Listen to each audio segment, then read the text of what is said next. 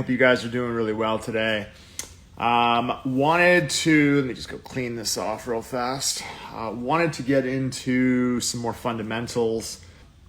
When it actually comes to building out nails, we're going to continue with some of those fundamentals so that you understand how to be able to structure the free edge, how to build the body, what to look for. Want to be able to break this down into as much detail as I possibly can. So for those of you guys that are actually getting into nails, you really have a strong understanding of what to do when it actually comes to building full sets. So let's get right to it.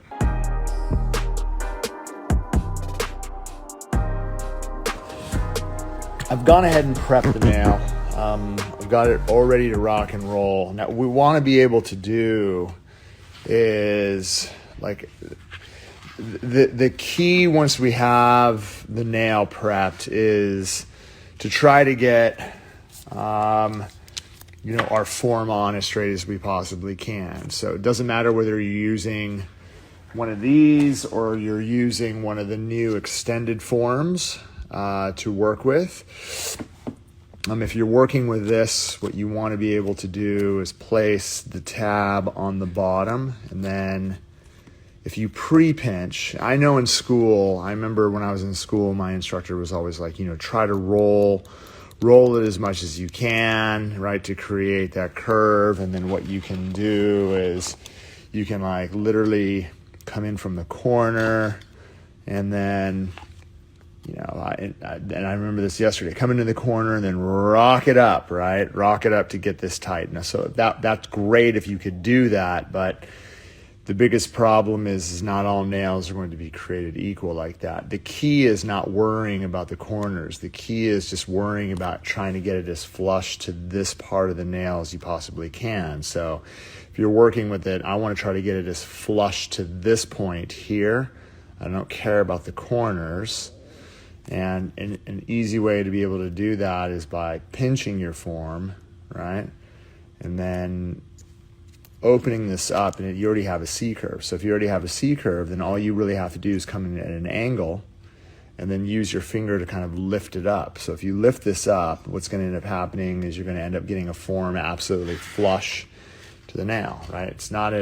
I don't have it sitting at an angle like this. I have it basically sitting nice and tight. If you're working with much larger forms, what you can do is you could take the same tab, you could place it in the center, and then basically what I like to do with this is if you pre-pinch just the middle tab right here, then what that'll allow you to do is basically open this up, right, so that you have it already in this format. And then what you can do is you can come in and do the same exact thing. I'm coming in at an angle, I'm using the wings just to kind of line this up so that it's as tight as to the natural nail as you possibly can. And then you can kind of secure it from the bottom and then work it all the way to the very, very front, right? So depending on what you're going to be working with, this is definitely the easiest way to do it. I prefer to use forms over tips because once you understand how to use forms, it's much faster. So once you have your form on the nail, then, being able to create the right consistency for the tip has everything to do with getting the right amount of liquid on your brush, and again, not sitting here and wiping it off around, the circle or pulling it off both sides, just pressing it on one side so that you can bounce into the surface of the acrylic, getting yourself a bead that melts on one side of the brush. Now, if I'm applying it to a form, what I'm going to do is I'm going to dab off all that excess. And what that's going to do is going to create clay-like consistency. So you'll notice that when I actually set this to the tip, it's going to come off the brush and it's not going to go anywhere. For me to get it up to the top, I'm working from the top of the bead. I'm going to get it even, and notice that I'm constantly working from the top of the bead to get this as even as I can from side to side. The growth channel is here. I'm going to be walking from the top of the bead using probably the center of my brush so that I can move it from here to here and trying to get this extension as perfectly straight as I possibly can. Now, there's a little bit of bulk on that tip. That's great, right? So if I decided that I want to kind of stretch it out and make it a little bit longer, I picked up a little bit bigger of a bead just because the length of the form. I can continue to kind of stretch that out and make it basically as even as I possibly can. I'm not really concerned about whether it's perfectly straight here because I'm going to be using my hand file to get that absolutely even. Now the forms are kind of big, so when I'm working on this side, I kind of release my hand to get it nice and even. But notice that I'm usually working this side, the center of the body, to the base of the body when I'm working it from side to side to make this as even as I can. You'll notice that when you're looking at the side profile, the tip is completely flush to the nail, right? Just like I built, right, or I glued something on. Now, what we want to be able to do is we want to be able to build a structure that's going to be tight around the perimeter of the nail, right? And the only way you're going to be able to do that is getting a nice bead that's going to self-level to perfection. So yesterday we talked about getting a bead that's going to run, right? And what I mean by that is if you look at, right, I'm just going to kind of try to create a three-dimensional model, but if we're looking at this from a three-dimensional perspective and we set the bead down, boom, right here, right? The bead goes down, right? The finger is obviously pointed down. We need this bead to run so that it runs in not just in this direction. Everything that I'm drawing arrows to, you're going to have to physically use the brushed touch, right? So from this point to this point almost, you're using the brush to touch. That way when it melts, it's a really great way of kind of explaining it. It's kind of like self-level and melt down to this area here, creating like this. Like if you're looking at it from the side profile, if this was the surface of the nail, we want the back end, right, to be like this, right?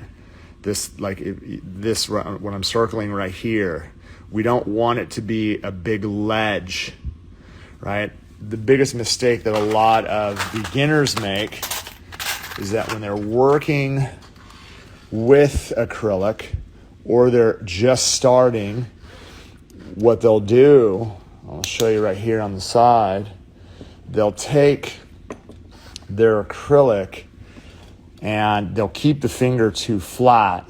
And then what they'll end up doing is they don't know how to pick up powder, so they'll just kind of drag through getting a really, really dry, you can see how dry that is around the edges, and then what they'll do is they'll push the product, creating a snow cone effect.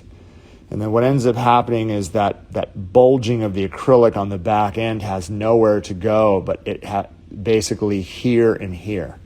Right? That's a big problem. There's never going to be an opportunity for this to be perfect. And then what ends up happening when you build something like that, you end up getting it way too thick, and then it ends up you end up piling more and more and more and creating this monstrosity. I just want to show you this right here. This tip like is really starting to set. Like, so if I come in and I just kind of pinch, right, I don't want to remove this from the surface of the nail, but you can see like I'm actually able to kind of just get that into a much tighter shape. Okay. What we want to be able to do here is we want to be able to create a bead. I'm going to hold it down at this angle. Let me see if I can get a side profile view. All right, there we go. So you can kind of see this. It'll give you an idea. There we go. This will give you an idea of what it looks like from the side.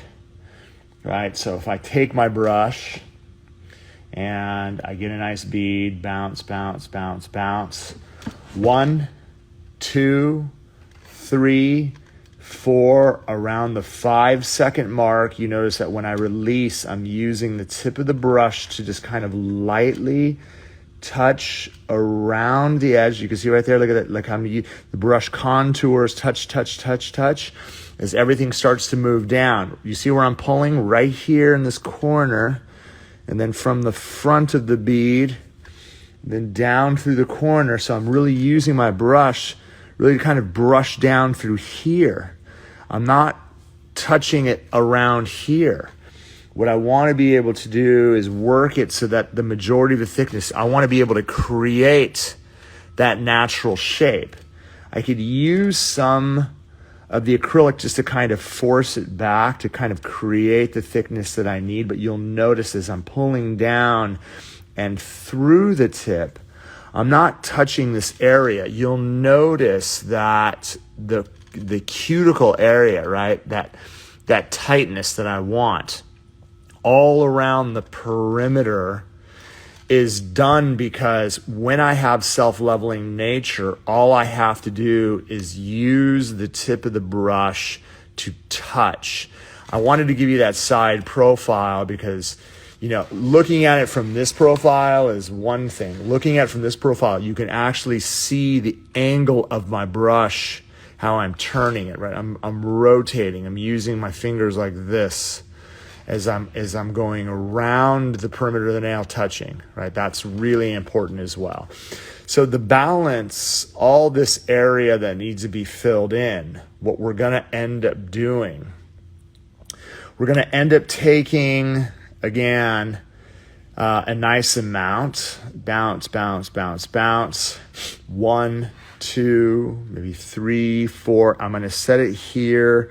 I'm going to pull back and then use the body. Right now, all I'm using the body for is to kind of walk it towards the tip as a filler, right? I'm using the body to walk down towards the front of the nail. Any thickness that I'm missing, I'm not rushing to kind of brush it forward. I have to make sure that I'm trying to keep even structure all the way through. That way it fills out really, really nice. At the very, very end, as it starts to set, then I can lightly start kind of guiding it into place. Temperature inside the room is a little chilly. It's like 67 degrees. Not too bad, but you can see how it naturally kind of fills in, creates the thickness that I want all the way through for this length of a nail. If I need more, then I could always go back. I can get a little bit more just on the very edge of my brush. And I could add it just right here to the tip to create, like, there's no rule that says you can't do this back, right? You can see I'm just kind of adding it to the front, letting it sit for a couple of seconds before I start to use the body of my brush to walk all the way through. Now, if there isn't enough product on the back end, that's okay. You could always, one of the things I'm always a proponent for is setting the bead down so that you get it tight around the perimeter of the nail. There's 3 points that are going to determine lifting. It's going to be improper preparation. It's going to be improper application, which is going to lead to improper finishing. So if your preparation's tight, you're in. If your application is, if you can control the self-leveling nature of acrylic, you're going to be surprised at what you're going to be able to do at a lot of different things, especially when it comes to overlaying, embellishments, or doing design work. When you're working with a full cover powder like this, or any powder, taking advantage of the self-leveling aspect is going to create, everyone's like, well, how do you create the upper arch? I don't physically do it. I let the product do it for me. So is the product, like, if you're looking again, if I look right at, if I look at the nail and, like, just kind of draw this out, but like if the finger is pointed down, right? This is just the natural nail, and we apply the bead here at the back end, and then I use the brush to kind of push it tight. As the product starts to run this way, right, it's not going to run flat like this. It's going to create a nice arch on its own. All you have to do is use the tip of the brush just to kind of walk it from side to side. That's really going to determine whether you have success with that or not. Okay, so as the product completely dries out, then what I'll be able to do, right, is I can come through, I can remove the form just like great, like I have a lot of flexibility, and you can even see that if I wanted to add more C-curve to this by taking a brush or a dowel, I could kind of wrap it around, I could wrap this around and get that C-curve completely, look at that. I mean, I could get it fully, 180 degrees. And that's what we want to be able to do, right? So as this dries out and we set this, and we can get into finishing. But I really wanted to go through those general aspects so that you guys have a really good understanding on what it actually takes to build the right structure. It's a lot easier when it's a much smaller nail. I decided to go a little bit longer because the longer the nail, the more challenging, the more product you have to use. Focus on trying to get the perimeter tight. Focus on trying to get the great consistency with building the tip. Consistency right so that it self-levels down. All you have to do is guide it. You saw where I pulled from the side so that I don't affect the back end of the nail. Allow the product to run down. Create the upper arch for you. And then if you had to add product on top of it in order for you to basically reinforce the apex or maybe add some structure to it, you have that option of doing that after, again, the perimeter is tight. I hope that helps. I have a few questions here. Let's see, any special tips for a hotter environment, 75 degrees? It's not really too hot, but it's a little bit, when it's a little bit warmer, like the colder it is, the more it runs. So as it gets warmer, you need to use a little bit more liquid so that it can continue working that. Sometimes my cuticle bead is too thin. The acrylic is, so I lay my cuticle bead and the acrylic is too thin. If the cuticle is that dude, yes. So that it's either you're not using enough product or you're pulling the product, right? You're pulling too much of it, and what ends up happening is it runs. If you set it to the cuticle area and you end up pulling, then what ended up happening is it ends up getting thin before it creates structure. When you lay that bead down, you're just pressing around the perimeter. You're not using a pulling motion at all as you're coming through. So what happens if there's a gap at the edge of the form?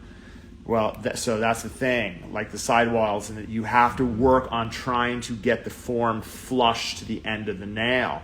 We have a ton of videos online that show you how to be able to do this. It doesn't matter what the shape of the nail bed is. If you're having gaps underneath, you have to keep practicing on trying to get that form absolutely tight. You might have to cut the form. There's ways of adjusting the form to get it absolutely perfectly flush to whatever the nail is. How do you know what instrument to use when applying acrylic?